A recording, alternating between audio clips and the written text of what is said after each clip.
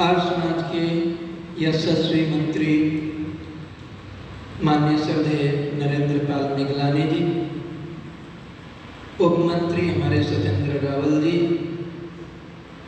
धर्मनिष्ठ और कर्मनिष्ठ हमारे सुभाष आर्य जी, हमारे चेतराम सैनी जी, प्रेम गावा जी और सेठ ज्योति प्रकाश जी, सुरेश मदान जी, सुरेंद्र रावल जी, वंदनीय मातृशक्ति भाई अविनाश आर्य जी, जिनके माध्यम से पूरे भारत में सारे भारत के आर्य समाज के ग्रुपों से जुड़े हुए उत्सव में डालते हैं ये कार्यक्रम हमारे आर्य समाज का। तो बहुत ही अनुराग आर्य जी मेरे साथ संगति कर रहे हैं, मास्टर जी और हमारी अर्धांगिनी जी। आई बहुत सुंदर चर्चा चल रही थी। ईश्वर को प्राप्त करने के लिए हमें यम, नियम, आसन, प्राणायाम, प्रत्याहार, धारणा, ध्यान और समाधि, इन योग के 8 अंगों को धारण करना है, तब हमें ईश्वर के प्राप्ति होती है। परंतु आज मनुष्य धर्म कर्म से विमुख होता जाता है। पहले आदमी धर्म के अनुकूल कार्य करता था, सिद्धांत के अनुकूल कार्य करता था। यदि वह पक्ष से विचलित भी हो जाता था तो भी वो जो मर्यादाएं होती थी उन मर्यादाओं का उल्लंघन नहीं करता। आज मर्यादाओं का भी उल्लंघन कर देता है। 2 इतिहास हमारे जीवन में बहुत ही महत्वपूर्ण हैं और जो हमें जीवन जीने की कला सिखाते हैं, बताते हैं।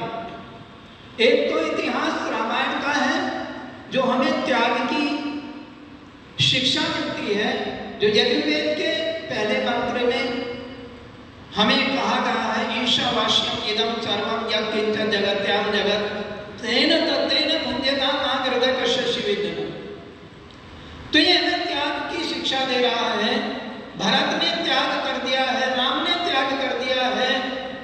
और राम ने राज्य को, जब वशिष्ठ जी लिखते हैं कि जब शाम को ये चर्चा हुई कि कल राम को राज्याभिषेक होगा, तो मैंने उनके चेहरे पर कोई विशेष भाव नहीं देखे। परंतु अगले दिन जब जिस दिन राज तिलक होना था उनको वन जाने का आदेश हुआ, तो राम के चेहरे पर फिर भी कोई ऐसे शोक के भाव नहीं थे, दुख के भाव नहीं थे। त्याग पूर्वक जो है उन्होंने जीवन को दिया, वेद के अनुसार जीवन को दिया। और जिस उद्देश्य को लेकर कैकेयी ने अपने बेटे भरत को राजा बनाने का उद्देश्य लिया था, अपने स्वार्थ के वशीभूत होकर के भरत को जब पता चला, ननिहाल से आया और आकर के उसने भी अपनी मां को बहुत सारे शब्दों से उसको अपमानित किया कि तूने गलत किया, मुझे राज्य नहीं चाहिए। और फिर माता कौशल्या के पास राम जाकर के कहते हैं, मां 101 प्रतिज्ञाएं की, प्रश्नों को मां के सामने रखा, सूर्य की ओर को बैठ करके मलमूत्र त्यागने वाले को जो पाप लगता है वो मुझे लगे, यदि राम को वनवास भिजवाने में मेरी इतनी भी सहमति है। जो बेटी को, कन्या को लात मारने पर मनुष्य को पाप लगता है, वो पाप मां मुझे लगे, यदि मेरी सम्मति राम को वन भिजवाने की हो। जो गाय को गाली देने पर पाप लगता है, गाय को मारने पर पाप लगता है, वो पाप मुझ पापी को लगे, यदि मां मेरी सम्मति राम को वन भिजवाने की हो और या मुझे राज अभिषेक का, कोई राज सिंहासन का लालच हो। 101 कस्में खाई भरत ने और फिर कहा मैं राज नहीं करूंगा। भरत राम को लेने वनवास के अंदर गए और राम ने मना कर दिया कि मैं मर्यादित होकर के, जो पिता की आज्ञा है, जो कुल की परंपराएं हैं, रघुकुल रीत सदा चली आए, प्राण जाए पर वचन न, उस वचन का मैं पालन करूंगा। राज तुम करोगे कि राज मैं भी नहीं करूंगा भैया। मुझे अपनी चरण पादुका दे दो। ऐसा इतिहास भारत का ही मिलता है, इस आर्यवर्त देश का मिलता है, जहां पर चपलों ने राज किया है, खड़ाओं ने राज किया, पैरों के खड़ाओं ने राज 14 वर्षों तक राज किया। और भारत राज वैभव को प्राप्त करने पर जरा भी खुशी नहीं हुई, उन्होंने राज वैभव को त्याग दिया, आभूषणों को त्याग दिया, सुंदर वस्त्रों को त्याग दिया, भगवा वस्त्र पहन करके और गांव से, अयोध्या से बाहर निकल करके नंदी ग्राम में जाकर के वहां पर रहे, एक झोपड़ी, एक सन्यासी का जीवन जिया 14 वर्षों तक। और पत्तों पर, पात्रों में भोजन नहीं किया, वृक्ष के पत्तों पर भोजन किया, नीचे बैठ करके भोजन किया। क्या व्यवस्था थी मेरे देश की। आइए एक गीत।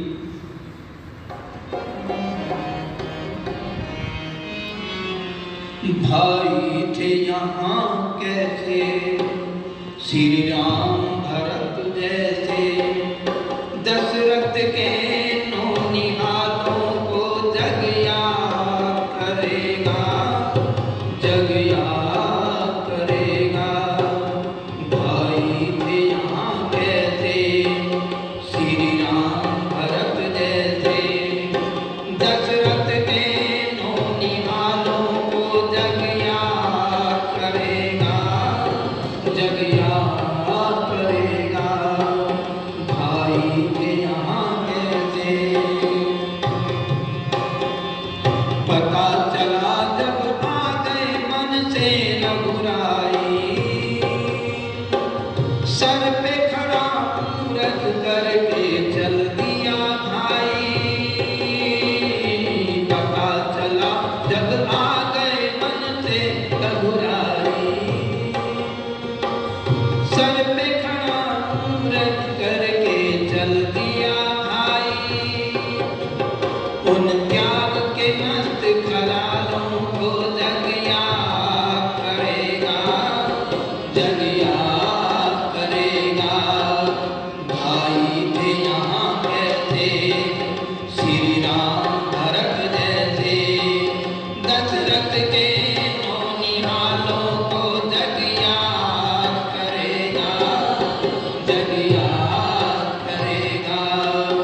भाई थे यहाँ कैसे। था भेष फकीरी भरत का दर्द जटाओं में, चरणों में राम के गिरा उठा लिया बाहों में। था भेष फकीरी भरत का दर्द जटाओं में, चरणों में राम के गिरा उठा लिया बाहों में। आंसू से भीगे गालों को जग याद करेगा, जग याद करेगा। भाई थे यहाँ कैसे श्री राम भरत जैसे, दशरथ के नौनिहालों को जग याद करेगा, जग याद करेगा। भाई थे यहाँ कैसे श्री राम भरत जैसे, दशरथ के नौनिहालों को जग याद करेगा, जग याद करेगा। उस समय पर 2 भाई और भी तो थे वहां पर, सुग्रीव और विभीषण। इस दृश्य को देख करके उनकी हालत क्या थी। सुग्रीव विभीषण थे कर्मठ खोए खोए, सुग्रीव विभीषण थे कर्मठ खोए खोए। श्री राम भरत का प्यार देख करके रोए, सुग्रीव विभीषण थे कर्मठ खोए खोए। श्री राम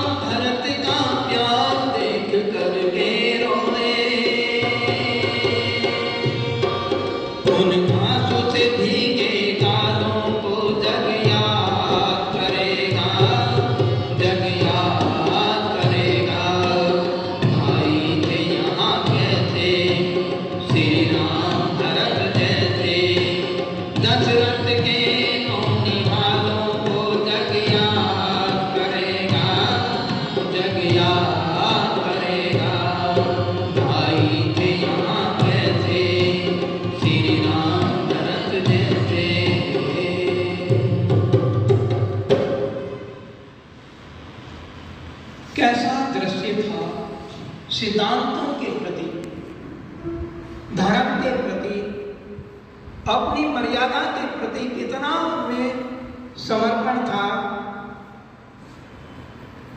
और ये नहीं कि राम जैसे देवता ही, दिव्य पुरुष ही, मर्यादा पुरुषोत्तम ही उन मर्यादाओं का पालन करते थे, रावण जैसे लोग भी मर्यादाओं का पालन करते थे। उन्होंने सीता का हरण किया, अशोक वाटिका में ले जा करके छोड़ दिया, उसकी रक्षा के लिए बहुत सारे जो है वहां पर उन्होंने राक्षसियां छोड़ी कि सीता को किसी प्रकार का यहाँ पर कोई कष्ट नहीं हो, न खाने का, न पीने का, न रहने का, न सहने का, कोई उनको क्षति न पहुंचाए, पूरा बंदोबस्त किया। और यदि रावण चाहता, आज का रावण होता, आज का रावण तो सारी मर्यादाओं का भंग कर देता है, परंतु रावण ने मर्यादा को भंग नहीं किया। सीता की सहमति के लिए उसने नाना प्रकार के षड्यंत्र किए कि सीता किसी प्रकार जो है सहमत हो जाए, लेकिन बलात् नहीं किया उसके साथ में, जबरदस्ती में। कितना मर्यादाओं से बंधा हुआ रावण, जिसको हम दशकंदर कहते हैं। दशकंदर क्यों कहते हैं? 10 शीश नहीं तो दिखाए जाते हैं, केवल 10 शीश जितना वो 10 बातों को एक साथ, 10 विषयों पर एक साथ विचार करता था, मंथन करता था। तो 10 व्यक्तियों की बुद्धि जितना के अंदर जो बुद्धि थी, विवेक था। जब राम ने सीता का पता निकाल लिया, पता लग गया, हनुमान पता लेकर के ले आए कि सीता जो है रावण की कैद में है और अशोक वाटिका में है, और सारी व्यवस्था आकर के हनुमान ने राम को समझाई। अब तैयारी युद्ध की होगी, युद्ध की तैयारी चल रही है, और राम ने जामवंत को बुलाया। बैठे हैं सब, चर्चा हो रही है, मीटिंग बैठी है, पूरा दल बैठा है, सुग्रीव बैठा है, लक्ष्मण है, राम है, विभीषण है, जामवंत है, अनेक प्रकार के योद्धा और महारथी बैठे हैं, और मंथन हो रहा है कि रावण से विजय किस प्रकार से प्राप्त की जाए। तो लक्ष्मण ने कहा इस बात को तो कोई वयोवृद्ध बताए। खड़े होकर के हनुमान ने कहा इस बात को जामवंत बताएंगे, ये हमारे में सबसे वयोवृद्ध है, आयु वृद्ध भी है और ज्ञान वृद्ध भी है, और इनको अनुभव भी बहुत ज्यादा। और ये रावण के दादा से मिले, उनके मित्र भी रहे वात्सल्य, तो इसलिए इन्हीं को पूछते हैं। जामवंत खड़े हुए और जामवंत कहने लगे तुम रावण को पराजित नहीं कर सकते। रावण के अंदर ऐसी सेनाएं हैं, रावण के अंदर इतना शस्त्र और अस्त्रों का आविष्कार इसने किया, आज भी हो रहा है। बीच में एक थोड़ी सी चर्चा करो। महर्षि भारद्वाज जब रावण के दरबार में पहुंचे, रावण ने बड़ा स्वागत किया उनका, बड़ा सम्मान किया, और रावण दिखा रहा है ये मेरी जो है प्रयोगशालाएं हैं, ये शस्त्रशालाएं हैं, ये अस्त्रशालाएं हैं, यहाँ पर रासायनिक हथियार बनते हैं, यहाँ पर इस प्रकार के हथियार बनते हैं, यहाँ पर जो है इस प्रकार का जो सारा वातावरण दिखाया। तो महर्षि भारद्वाज कहने लगे रावण तेरे इस महल में कहीं यज्ञशाला भी है क्या? उसने कहा यज्ञशाला नहीं, कि कहीं चरित्र निर्माणशाला है कि वो भी नहीं है, तो तेरा नाश होगा। रावण के मुंह पर ही कह दिया महर्षि भारद्वाज। महर्षि सारंगी जी के शब्दों में ये बातें उसमें आई हैं, उनके प्रवचन में। तो इतना बड़ा आविष्कार रावण के पास था, तो जामवंत कहने लगा तुम उनको जीत नहीं सकते। फिर उसका जीतने का उपाय एक ही है, क्या? तुम्हें एक बहुत बड़ा यज्ञ करना है, विजय यज्ञ करना है समुद्र के तट, और उसमें ब्रह्मा रावण को बुलाना। चारों वेदों का विद्वान है, शास्त्रों का ज्ञाता है। राम कहने लगे क्या वो हमारे निमंत्रण को स्वीकार करेंगे कि हाँ वो ब्राह्मण है, तो ब्राह्मण का कर्तव्य वो जानते हैं, वो मना नहीं करेंगे आप जाओ। राम और लक्ष्मण दोनों गए और रावण की जब सभा में पहुंचे, राज्यसभा में, तो देख रहे हैं कितना न्यायप्रिय, उसके न्याय को देख करके, उसकी व्यवस्था को देख करके दंग रह गए। जब दरबार बर्खास्त हो गया, सब चले जाने लगे, तो दोनों खड़े रह गए, हाथ जोड़ करके अभिनंदन किया। रावण ने कहा, मैं परिचय जानना चाहता हूं, आप कौन है, कैसे आए? कि हम एक यज्ञ कराना चाहते हैं और उसी उद्देश्य से आपके पास आए हैं। आप हमारे यज्ञ के ब्रह्मा नियुक्त करने के लिए आपको आए हैं। उन्होंने कहा, कोई बात नहीं, आप यज्ञ कहाँ करेंगे, मैं आपका निमंत्रण स्वीकार करता हूं। उसने कहा, समुद्र के किनारे। कि किस उद्देश्य से कर रहे हैं? कि लंका पर विजय प्राप्त करने के उद्देश्य से हम ये यज्ञ किया। अच्छा, क्या आप राम और लक्ष्मण हैं कि हाँ? तो जाओ, आपका यज्ञ सफल होगा। और जब यज्ञ का समय आया तो इंद्रजीत को बुला करके रावण ने कहा कि ये रथ लेकर के जाओ और सीता से कहना उसका पति जो है विजय यज्ञ कर रहा है और वो रथ में बैठ ले। और रथ में बैठ करके जब तक यज्ञ संपन्न होगा तब तक वो स्वतंत्र है, लेकिन यज्ञ समाप्ति पर आकर के रथ में बैठ जाए और फिर उसको यहीं पर आ। ऐसा ही किया। रावण सीता को लेकर के गया, यज्ञ कराया और यज्ञ में उसने कहा कि विजयी भव, आशीर्वाद भी दिया। उन्होंने दक्षिणा के लिए कहा कि दक्षिणा तो मैं मेरी उधारी रही। वो चूड़ामणि देने लगी सीता, तो उन्होंने कहा तुम्हारी सुहाग की निशानी है, ये मैं नहीं दूंगा, मेरी दक्षिणा उधारी रही और जब मैं अंतिम मेरा समय आएगा तब आपसे दक्षिणा लूंगा। और ऐसा ही हुआ। तुम मर्यादाओं का पालन करते थे। आइए, माता जी ने 100 रुपये दिए हैं, 100 रुपये हमारे सुभाष जी ने ये बहुत अच्छे हैं। आज हम तेने तत्तेने भुंजेता के पाठ को भूल गए हैं। आज हम दौलत के दीवाने हो रहे हैं, पदों के दीवाने हो रहे हैं। आइए एक गीत और आपके सामने रखते हैं।